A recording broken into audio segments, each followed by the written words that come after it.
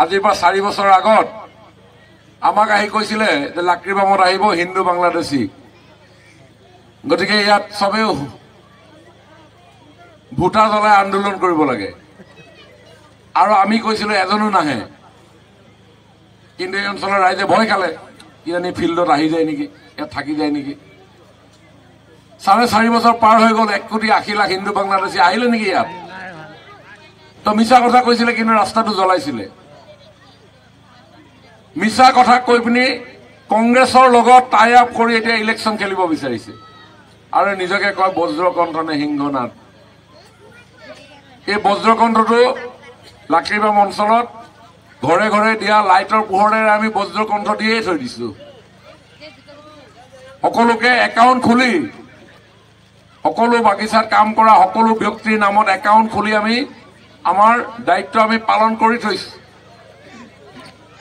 আজি এই একাউণ্টৰ জৰিয়তে আজি ৰিটায়াৰ হোৱাৰ পিছত যিখন চেক পায়, সেই চেকখন আপোনালোকৰ বেংকলৈ পোনপটীয়াকৈ আহে। আগতে আমাৰ নাম কটা চেকটো আমি দৰমহা বজাৰত বিক্ৰী কৰিছিলোঁ।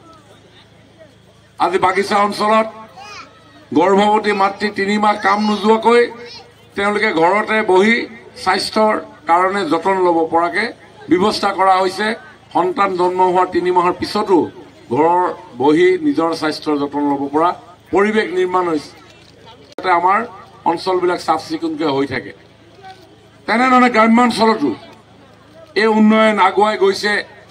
কিন্তু এতিয়া ইলেকশ্যনৰ সময়ত কিছুমান মানুহ আহিছে, আহি পিনি কৈছে যে হামদের আদমি। এজন মানুহ আহিছে, আকৌ নতুন হামদের আদমি এজন আহিছে। আগতে এটুৱা মুণ্ডা ডাঙৰীয়া আমাৰ হামদেৰ আদমি আছিলেই, একোটো নকৰিলে। পৱন সিং গাটোৱা ডাঙৰীয়া হামদেৰ আদমি আছিলেই, একোটো নকৰিলে। এতিয়া আৰু এজন হামদেৰ আদমি আহি পিনি কৈছে যে মোৰ দেউতা 8 বাৰ MLA আছিলে ডিগবৈ সমষ্টিত, এতিয়া মই ইয়াতে উন্নয়ন কৰিম। যেতিয়া তেখেত মন্ত্ৰী আছিলে এই কথা বতৰাবিলাক ভাবিছিলে নে নাই, যে আমাৰ গাঁও বাগানৰ মানুহবিলাকক বেংক একাউণ্ট লাগে, আমাৰ বাগান মানুহবিলাকক ৰেচন কাৰ্ডখন লাগে, আমাৰ বাগানৰ মানুহবিলাকক অৰুণোদয়টো লাগে, আমাৰ বাগানত এখন হাইস্কুল হ'ব লাগে, আমাৰ বাগানৰ ৰাস্তাবিলাক পকা হ'ব লাগে, আমাৰ লাইনবিলাক আন্ধাৰ হৈ আছিলে আন্ধাৰবিলাক পোহৰ কৰি দিব লাগে, আমাৰ বাগানৰ ল'ৰা ছোৱালীবিলাকৰ হাতত কাপোৰ কিতাপ দিব লাগে, তাহাঁতিও জীৱনৰ বাটত সাহসেৰে আগুৱাই যাওক। আমাৰ মাবিলাক পাত তুলি থকাৰ পিছত ঘৰত আহিয়ে লগে লগে মা হৈ যায়, তাক তেওঁকো 3 মাহ ৰেষ্ট দিব লাগে, জন্ম হোৱাৰ পিছতো 3 মাহ ৰেষ্ট দিব লাগে। এইবিলাক ভাবিছিলে নে নাই? এইবিলাকতো ভাবা নাছিলে। কালি ইলেকশ্যন অহাৰ সময়ত আহি পিনি ৰাজনীতি কৰিব আহি যায়। সোণোৱাল ডাঙৰীয়াক আমি কৃতজ্ঞতা জনাব লাগে নে নালাগে? কৃতজ্ঞতা জনাব লাগে নে নালাগে? কেনেকে কৃতজ্ঞতা জনাব? পদুম ফুলৰ চিনত অহা 19 তাৰিখে ভোটটো দি পিনি কৃতজ্ঞতা জনাব লাগে। এইবিলাক কথা সৰ্বানন্দ সোণোৱাল ডাঙৰীয়াই ভাবিলে। এইবিলাক কথা কোনে ভাবিলে? এইবিলাক হিমন্ত বিশ্ব শৰ্মা ডাঙৰীয়াই ভাবিলে। আৰু সেইকাৰণে আজি সুন্দৰ পৰিৱেশৰ মাজত আমি কথা পাতিব পৰা পৰিৱেশ আহি গ'ল। তেওঁলোককো আপোনালোকে জনাই দিয়াৰ দায়িত্বটো আপোনালোকৰ আছে। কাৰণ যিজন মানুহ আমি এইবাৰ অহা 19 তাৰিখে ভোট দিম, সেইজন মানুহৰ কাৰণে এই অঞ্চলবিলাক এনেধৰণে ডেভেলপমেণ্ট হ'ল।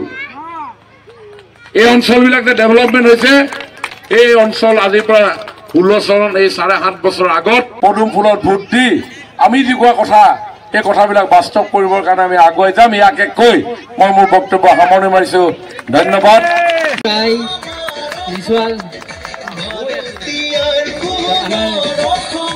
ভাস্কৰ তাঁতী, সুমিত খাৰিয়া, ৰোহিত বাউৰী, টুনু বাউৰী, বিৰাজ তাঁতী আৰু বিনোদ তাঁতী।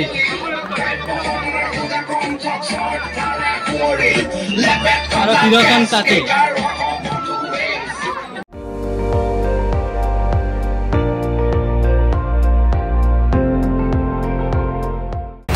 আপুনি চাই আছে ND24, সৰ্বশ্ৰেষ্ঠ নহয় সৰ্বোত্তমৰ দৌৰত।